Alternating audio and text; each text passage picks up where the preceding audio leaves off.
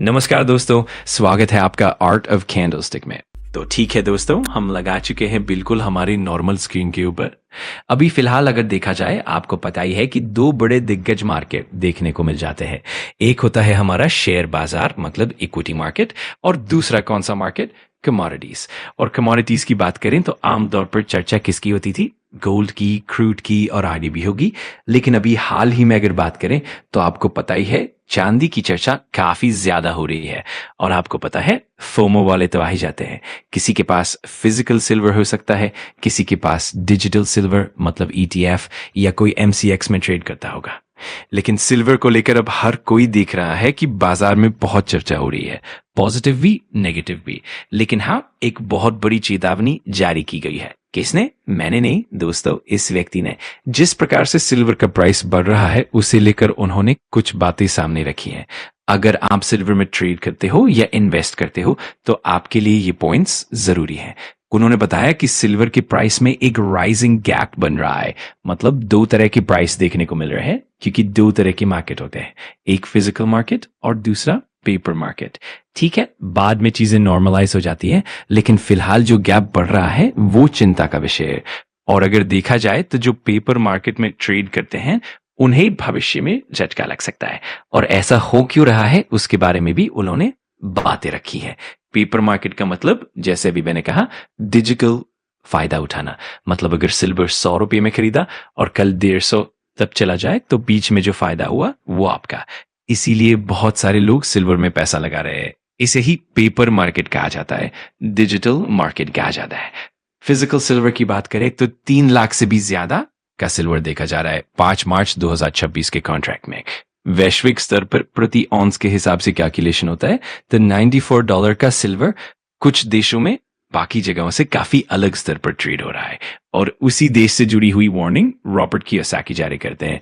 दोस्तों, वो देश है चीन। हाँ, चीन। चीन से जुड़ी चीजें बाकी दुनिया से काफी अलग हैं। बाकी दुनिया पेपर ट्रेडिंग कर रही है, लेकिन चीन के मंसूबे कुछ और हैं। चीन में कैश सेटलमेंट नहीं, वहां फिजिकल डिलीवरी ली जा रही है। और चीन लगातार सिल्वर जमा करता जा रहा है। इसका कारण है कि सिल्वर भविष्य में एक बहुत महत्वपूर्ण कमोडिटी बन चुकी है।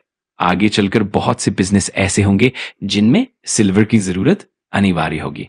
पहले ये बिजनेस इतने बड़े नहीं थे और भविष्य में सिल्वर के बिना ये सब, जैसे पहले पेट्रोल डीजल गाड़ियों में भी सिल्वर का इस्तेमाल होता था, पर इलेक्ट्रिक व्हीकल्स में सिल्वर की जरूरत दोगुनी हो जाती है।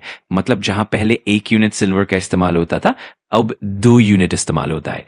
इसीलिए सिल्वर की डिमांड दिन ब दिन बढ़ती जा रही है। डेटा सेंटर्स में भी सिल्वर चाहिए, एआई में भी सिल्वर की जरूरत है। तो आप अंदाजा लगा सकते हैं कि सिल्वर कितनी महत्वपूर्ण हो गई है। चीन में अगर देखा जाए तो शंघाई में सिल्वर का दाम $105 प्रति ऑन्स तक भी पहुंच चुका है और वहां लोग फिजिकल डिलीवरी ले रहे हैं।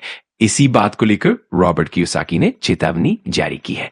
अब बहुत लोगों को संदेह हो सकता है कि फ्यूचर कॉन्ट्रैक्ट में काम करते हुए प्राइस में इतना अंतर क्यों आता है। इसका कारण है बड़ी कमी यानी शॉर्टेज, और यही शॉर्टेज आगे चलकर बड़ी दिक्कत पैदा कर सकती है। चीन लगातार सिल्वर जमा कर रहा है और उनका मकसद है सिल्वर का पूरा नियंत्रण अपने हाथ में रखना। भविष्य में सिल्वर से जुड़ा हर कोई प्रभावित होगा। और दुनिया भर में सिल्वर प्रोडक्शन में मेक्सिको नंबर 1 है 24% मार्केट शेयर के साथ, और चीन दूसरे नंबर पर है 13% शेयर के साथ। प्रोडक्शन में भी चीन टॉप 5 में है और रिजर्व में भी चीन टॉप 5 में शामिल है। तो दोस्तों, अगर आप सिल्वर में ट्रेड करते हो या इन्वेस्ट करते हो तो चीन की भूमिका को नजरअंदाज नहीं कर सकते। आखिरकार जिसके पास ज्यादा सिल्वर होगा वही भविष्य में प्राइस को कंट्रोल करेगा। तो ये सारी बातें हमें समझनी होंगी।